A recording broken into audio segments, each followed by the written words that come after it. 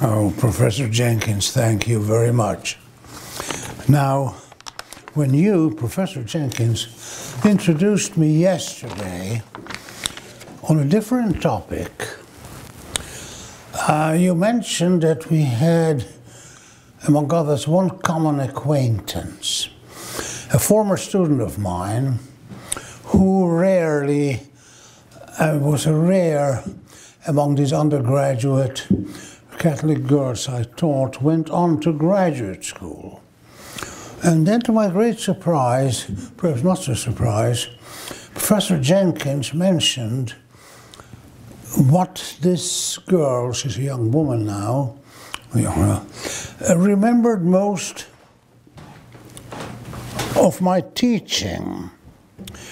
And she said that what she remembered, that I told her something about knowledge and curiosity. We follow your curiosity and so forth. And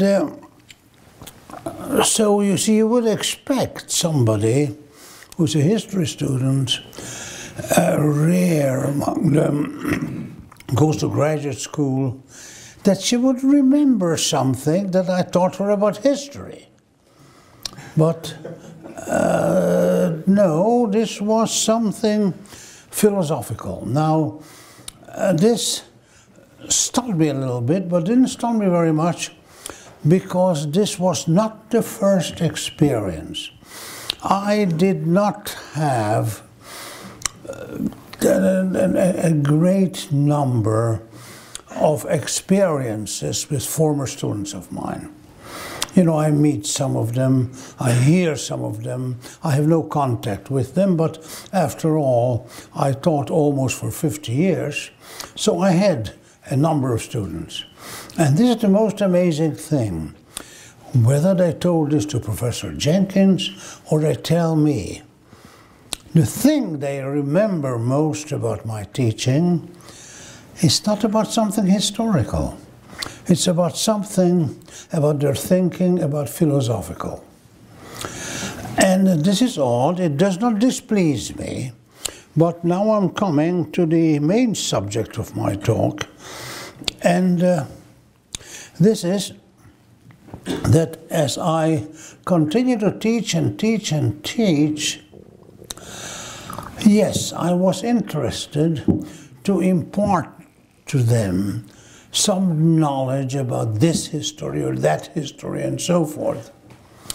But essentially, at the same time, simultaneously, I wanted to tell them something about thinking, about not professional philosophy, but thinking, about how to look at the world and so forth. And it seems, rightly or wrongly, that almost all my students that I had any contact with, and there are not many, like this one, who has become a professional historian, whom Professor Jenkins remembered, they were most interested in what I said about their thinking. This had much to do with my thinking. I started out as a history professor, but more and more, besides or together with my interest in this portion of history, that portion of history, actually the word portion is not right, because the main subject of intelligent history does not necessarily deal with periods. It deals with problems. What was the problem then? How did it turn out to be this way? It could have to turn out otherwise. So my own interest grew about thinking. And what bothered me with my students was very often, and this is almost irrelevant where I taught, in what college and what university, somewhat their lack of curiosity, their lack of imagination, which at the same time accepted other things as they were incontrovertible and natural. I taught in a Catholic college, as you know, for a long time. I taught in other institutions too. But I, coming from a different background, some of the things I taught them were not essentially, but somewhat different from what they heard. And it suddenly occurred to me, not toward the end of my teaching, the beginning, maybe 5 or 6 years after I became a professor, that if I were telling my students, you know, I don't really believe in God, they would be slightly shocked, but they would understand. He's different. How do you know? But when I said to them that I don't really believe in science, that was really shocking. That was something that they never heard. You see, they heard about people who were dubious about God, dubious about the Trinity, but how?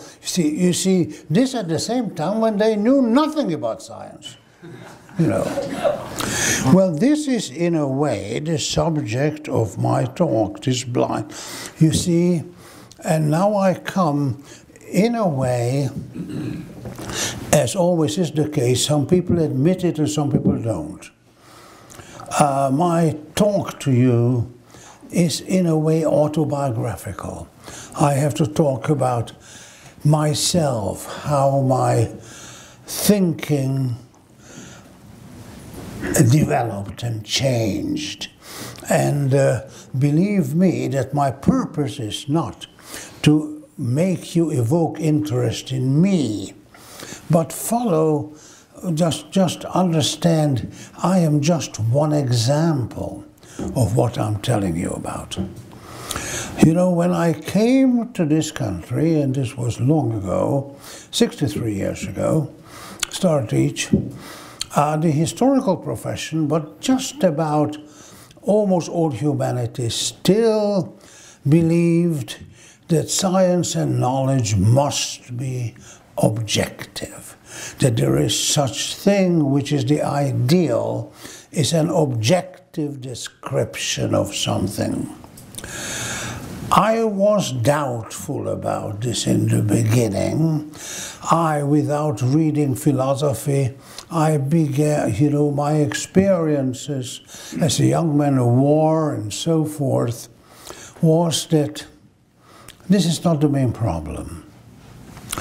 I mean, this is one problem. The problem is not whether this person is objective or not, but what kind of a person he is. And reacting toward the absolute ideal of objectivity. And you know, the absolute ideal of objectivity is that there must be an antiseptic, a complete divorce between the knower and the known, you know. There must be an antiseptic separation of the scientist and what he's looking at. Of course, some of this is very obvious. I mean, somebody's job is to look through the microscopes, and the microscope is dirty.